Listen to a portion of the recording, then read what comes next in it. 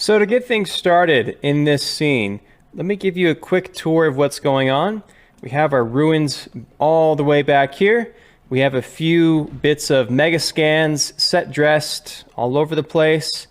You know, if you look at it from any other angle besides the camera, the environment looks kind of janky in areas like this, but it really won't make a difference for this particular project. And so anyway, that's all here in this original geo container. We have all these geo nets that contain the various parts and pieces, and then I've combined them all into this geo network right here, where they are all merged in with the object merge. Now, from here, let's go ahead and turn off these textures because they're kind of freaking out. And what we need to do is isolate an area of the scene that we'd like to work with.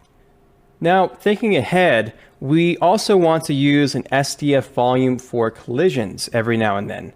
So we do want to take an area that we're interested in, turn that into a volume, and while we're at it, might as well reconvert that into polygons because that will give us a more even point distribution when we're trying to paint along the surface.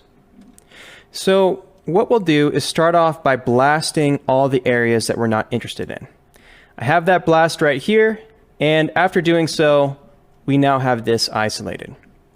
From here, if I do a VDB from polygons, it'll take a second, but these ruins here are freaking out because we have an open mesh somewhere.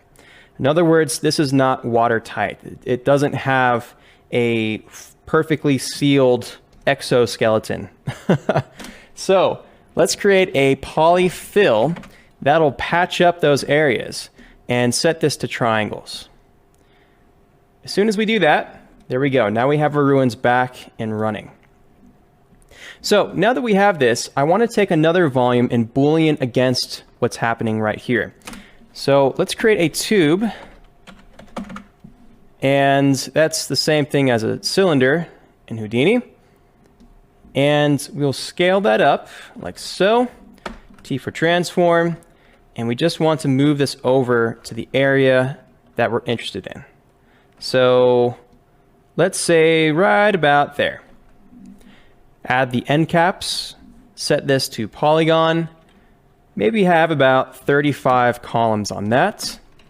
VDB from polygons, and the VDB from polygons will take its resolution from the initial VDB from polygons. You can do that by setting this to the second input.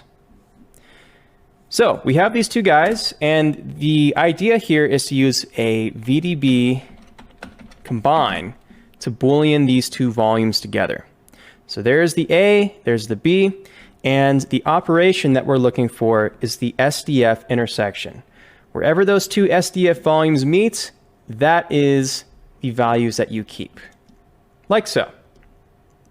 Now, we do want to have the smoke going over the edge and kind of falling down the cliff. That's good, but we don't need information over here. So to clean this up a tad bit more, let's create a box right here. And same deal, VDB from polygons, take the resolution from that initial one. We'll do another VDB combine, and wherever the box is, that's where the values will be kept.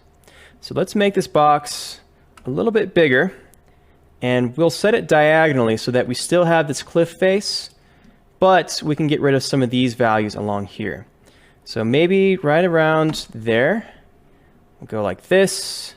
And again, whatever's inside the box is what we will keep. So I'm going to keep all of this stuff right there. Once we do that, we can then set this to the VDB combine. And interestingly enough, it kept some of these guys over here. Not sure why. Oh, that's because we need to plug it in right there. There we go. Now it's going diagonal. It originally was plugged into this guy up here.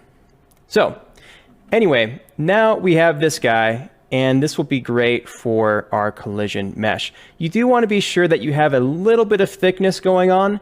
That'll help the pyro solver. And as a matter of fact, let's just take this down a tad bit. There we go. We just want a bit of thickness over here so that the Pyro solver has an easy time figuring out what's colliding and what's not. Okay, great. Once we have that, we can use a VDB convert, or convert VDB, same thing, into polygons. That's going to be a pretty dense mesh. So then from here, I like to use the poly reduce, and we'll keep about 10% of those polygons.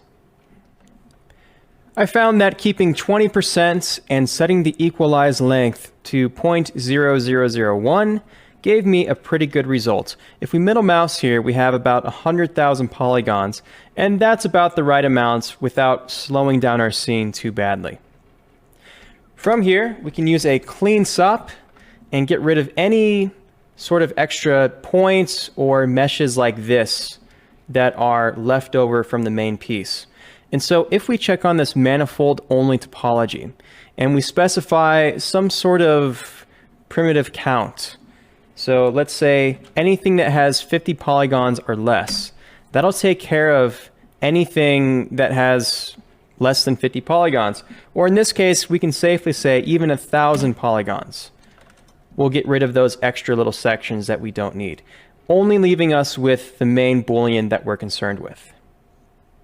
Okay, now, if you were confused about any of these nodes or anything I just did, or if that was too fast for you, then be sure to check out some of my other tutorials because this is an advanced course. We have a lot of ground to cover, and I can't spend time talking about what each individual node does. As I do go along, however, you will find links pop up on the screen linking you to the Node Bible, where, as an example, I can tell you what every single parameter does here on the VDB from Polygon or the VDB combine. So I'm going to take it at this faster pace, and if you need to look at any particular node reference along the way, then be sure to click on the links on the screen as I use various nodes. From here, we can go ahead and cache this out, file cache. I automatically set this to take the node name and create the directories that I like. And we're going to call this our colliz polys, like so. We don't need a frame range here though, so get rid of the $F4 and save the current frame. In the next video, we're going to continue on by examining the missile sim and getting that to work with this brand new collision polygon mesh.